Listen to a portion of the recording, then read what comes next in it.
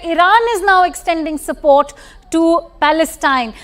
These are breaking inputs that we are bringing to you. An advisor to Iran's Supreme Leader Khamenei is saying that Iran supports Palestinians' attack on Israel. So clearly, Iran going on to extend its support to Palestinians in this conflict, which seems to be escalating by the hour. For more details, let's quickly go back to Abhishek. Abhishek, in that video that has been released by the Hamas commander, he's gone on to talk about how forces in Lebanon, Iraq, Syria need to be galvanized. And remember, these militant movements that are being run, whether it's Lebanon, Hezbollah, or if we look at what's happening in Iraq or Syria, they're also being supported by Iran. And if you look at support coming from Iran at the moment, what is one to make of this situation?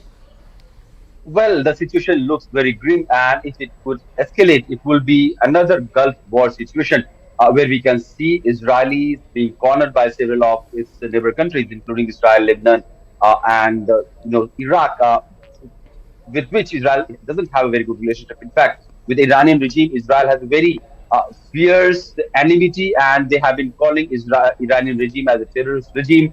They have been very alert on possible attack or possible, espionage cases from the Iranian side also, and they have always said that Iranians have backed Hamas soldiers or Hamas freedom fighters or terrorists by their weapons, by their ammunition, and all sorts of technical assistance. The kind of attack that we have seen today happening is not something that could come without any international backing or without any sophisticated backing by countries like Iran, to which there are indications that they could have backed Hamas forces also in the today's attack. And if that is proven right, we could easily see this war escalating further, going beyond the territory of Israel and Palestine, and probably involving other countries in the neighborhood also. That includes Iraq, Syria, and Iran. And if that happens, the already ongoing war in Syria that has been going on for more than 1 decade, that could also complicate.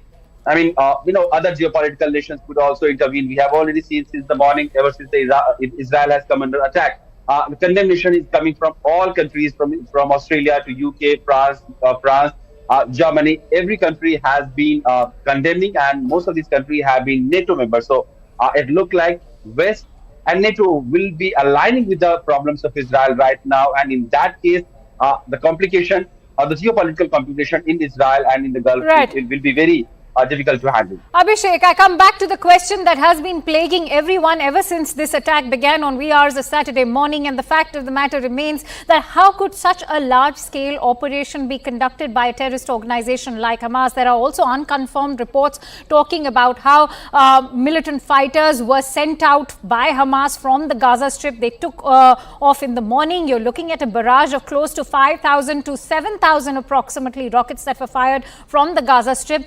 Questions are now being raised if this has been an intelligence failure on the part of Israel's government. Well, Netanyahu, Prime Minister of Israel, who has been, touted as one of the most fiercest defender of Israeli people and, kind of rightist nationalist, he will have a lot to answer after this whole chaos settles down, because as of now, Israel has positioned itself on the world stage as one of the most intelligent agencies, most capable agencies, who can avert any warlike situation which is unfolding currently in Israel, which can also support other countries in defending their national interests. So with this, the latest escalation that has happened, it is not just the Hamas rockets, the barrage of rockets that has fallen on Israel. It is also hundreds of numbers of Palestinians or the Hamas militants coming across Gaza Strip. They are attacking people. We have also seen people from parachutes. They are dropping on Israeli territory with weapons and trying to create a sense of panic. So entire operation seems well calculated and meticulously planned, and failure from the Israelis to sense something of this big is coming to them is clearly something that the Israeli government will have to answer. And when we look at the Gaza Strip, from where all these fighters have taken off, important to throw light on the larger political climate that surrounds West Bank politics. Because remember, now what President Mahmoud Abbas of Palestine has to say, that Palestine has all the right to defend itself. If we delve deeper into the politics of West Bank, for the benefit of our viewers, take us through why it is such a controversial settlement and has been for decades now. In fact, as far as Gaza is concerned, that too has been living under blockade for 15 years. Well, we have seen Israelis in a way bit by bit taking over the space in Gaza Strip as well.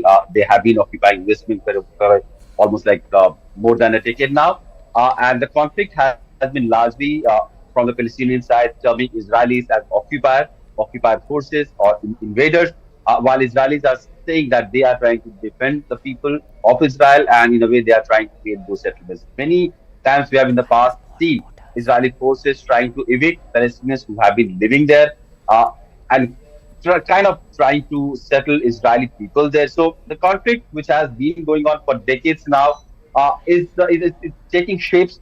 Sometimes Israelis are being blamed for being occupier forces. Sometimes Palestinians, retaliating in terms of terrorist attacks on Israeli forces. So clearly, the sense of confusion in those regions has been massive, and that has resulted in a lot of civilian casualties also. And in a way, there is no political solution that one could see in the coming future, because the peace process, various type of peace process has happened. Intervention of US has also happened to negotiate a peace plan between Right. Israel and Palestine, but nothing has fructified in a way that could settle the conflict to broadly saying in a peaceful situation. And we have seen once in a while a few weeks of calmness, but there is always tension that is brimming. And the latest is a result of also weeks of flared up situation that has been ongoing between Palestinians and Israeli forces, and that has resulted finally to All the right, stay extent with where us, Israel has Abhishek, now because cleared. we also have a host of reactions coming in. Remember, the situation is rapidly escalating, but Israel's defense mechanism has also kicked into action, because Israel is now trying through its Operation Iron Sword to in fact go and reclaim all those areas that have been currently occupied, or rather have been attacked by the Hamas agents as well. In the meantime, let's play out all those reactions that have come in, including that of Israel's Prime Minister Benjamin Netanyahu. We know that the entire country, your country, is going through tough times. I just want to know what is happening around you. Where are you? Are you safe? And what is the response of the security forces in Israel?